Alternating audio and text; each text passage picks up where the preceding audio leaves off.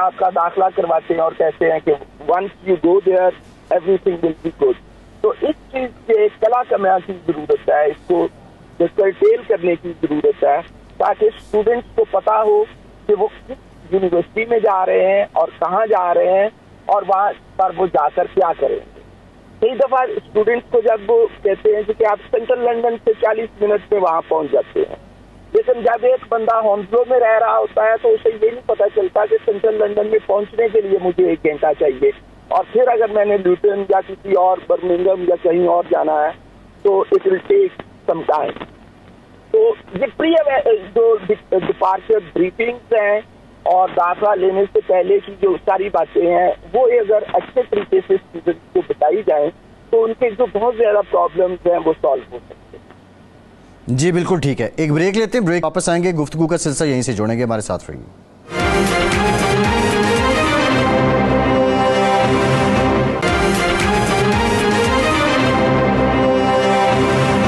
Break के बाद एक बार फिर से आपको खुशामदीद कहेंगे। आवान साहब, बाज़ लोग तो फेलोशिप्स के लिए जाते हैं, मोस्ट ऑफ द टाइम वो स्पॉन्सर होती हैं किसी न किसी इदारे की तरफ से,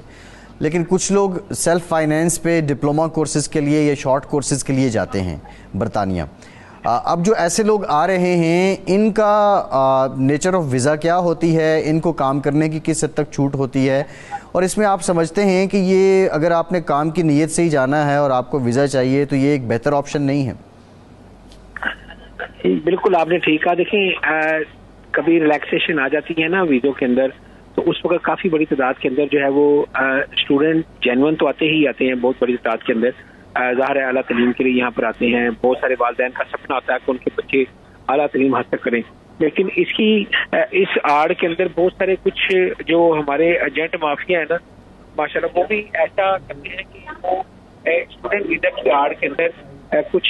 ऐसे लोगों को भी बरतानिया भेजते हैं जिनका मकसद शायद सिर्फ यहाँ पर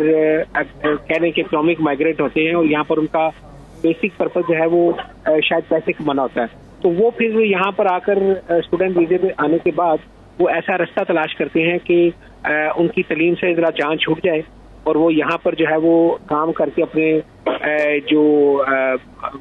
फैमिली है या उनको पेट पाल सके। तो ऐसी सूरत हाल के अंदर जो है वो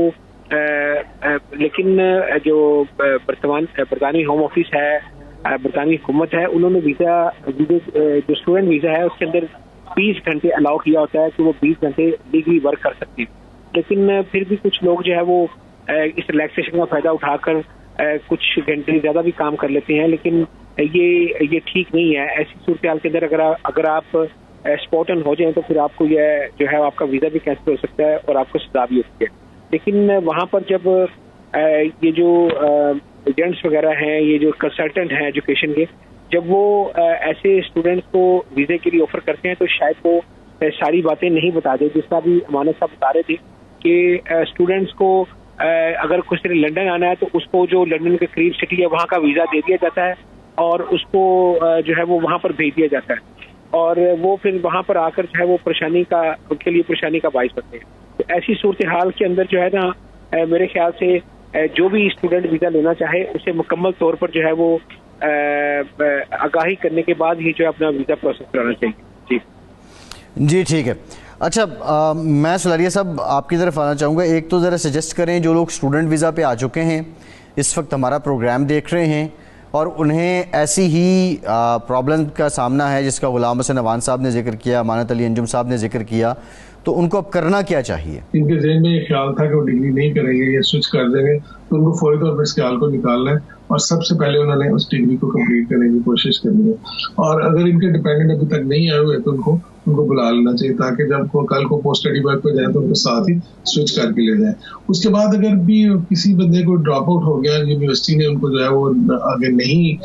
लेके जाना चाह रहे, तो उनके लिए ऑप्शन मौजूद है कि वो यहाँ से वर्क परमिट अगर लेते हैं तो वो आउट ऑफ कंट्री का जो है वो COS लें और उसके बाद जाके वहां से एंट्री क्लियरेंस करा के वापस आ सकते हैं। और उसके साथ साथ अभी तक जो पाबंदी लगी है वो स्टूडेंट्स पे लगी है स्विच करने की, उनके स्पाउसेस पे नहीं लगी। उनके स्पाउसेस अगर उनको वर्क परमिट मिलता है यहाँ पे स्विच करने के लिए तो वो बिल्कुल कर सकते हैं और बाद में जो स्टूडेंट है ये भी उस पर स्विच कर जाएंगे उनके डिपेंडेंट के तौर पर। ये अच्छा, ये सलारिया साहब बड़ी इंपॉर्टेंट बात है, जरा इसमें बता दें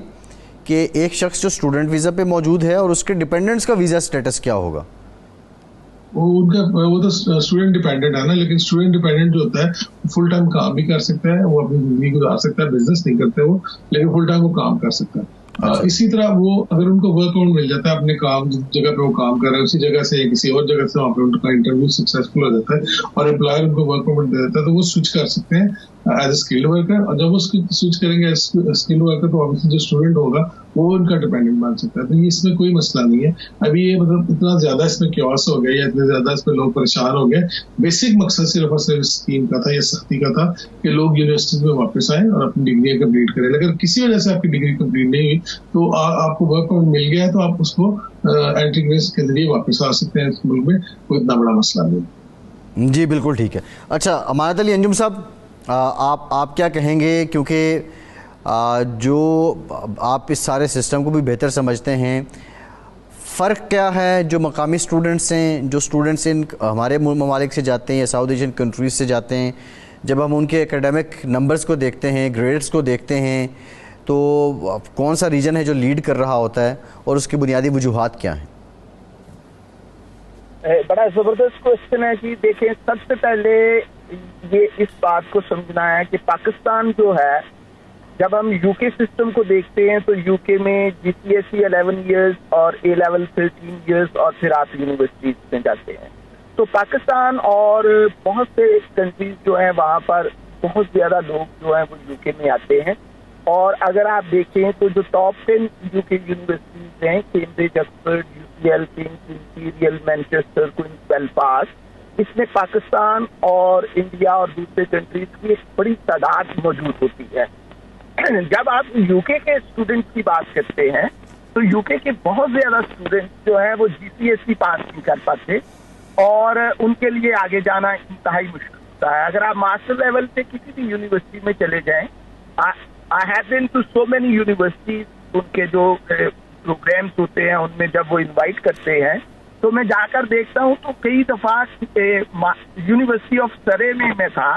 तो मास्टर प्रोग्राम में ब्रिटिश एक भी स्टूडेंट नहीं था एक क्लास में मैं जब गया। तो इसमें कोई शक नहीं है कि हमारे यहाँ नर्स, GI के और बड़े बड़े अच्छे इंस्टीट्यूशंस हैं जहाँ से बहुत अच्छे स्टूडेंट्स आते हैं। यहाँ पर जो है अगर आप देखें जो फ्रीडम है GCSE लेवल तक, वहाँ पर बेतहाशा लोग जो हैं वो फेल हो जाते हैं और A लेवल भी नहीं कर पाते। ये अलग बात है कि उनका एक्सेंट और उनकी जो इंग्लिश है वो अच्छी होती है जिसकी वजह से उनके पास डिफरेंट दूसरी अपॉर्चुनिटीज।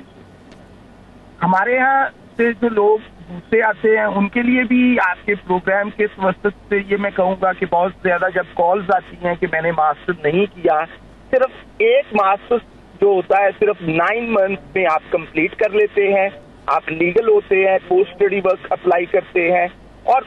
पोस्ट स्टडी वर्क जब आपका आ जाता है तो आप अपने डिपेंडेंट्स को नहीं ला सकते। इसलिए जब आप स्टूडेंट हैं तो वहां पर ही अपने डिपेंडेंट्स को, अगर आपके 4 माह रहते हैं, 5 माह रहते हैं, तो आप अपने डिपेंडेंट्स को ला सकते हैं। और जब आपके पास post study work graduate route पे आप चले जाएंगे, वर्क परमिट आपको 2 साल का मिल जाएगा, तो उससे आप अपने डिपेंडेंट्स को नहीं ला सकते। और उसके बाद आपके जो चांसेस हैं जब आप ग्रेजुएट रूट पे चले जाते हैं तो यहाँ पर बहुत आपके लिए आसानी हो जाती है, आप फुल टाइम काम कर सकते हैं और आपके जो रियल मसले मसाइल हैं वो हो जाते हैं। तो इसमें कोई शक नहीं है कि पाकिस्तान और दूसरे कंट्री से बहुत ही टैलेंटेड स्टूडेंट्स आते हैं और अच्छी फैकल्टीज में अच्छे सब्जेक्ट्स के साथ आते हैं। तो जो रशीद सुनीत कह रहा है कि अभी ये जो डिग्री का प्रॉब्लम है वो भी यही है कि जब आप बिजनेस के लिए आते हैं और बिजनेस के बाद आपके पास तो कोई अच्छा फ्यूचर नहीं होता, कोशिश करें आप प्रोफेशनल डिग्रीज में आए, अकाउंटेंसी में आए, लॉ में आए और साइंस और स्टेट के कोर्सेज में आए, ताकि आप अपने मुल्क और अपने खानदान के लिए अपना एक नाम बना सकें। जी बिल्कुल ठीक, बहुत शुक्रिया अमानत अली अंजुम साहब, सलेरिया साहब, गुलाम हुसैन अवान साहब और रिजवाना महमूद साहिबा। आपका आज के प्रोग्राम से इतना ही। फैसल अब्बासी को इजाज़त दीजिए।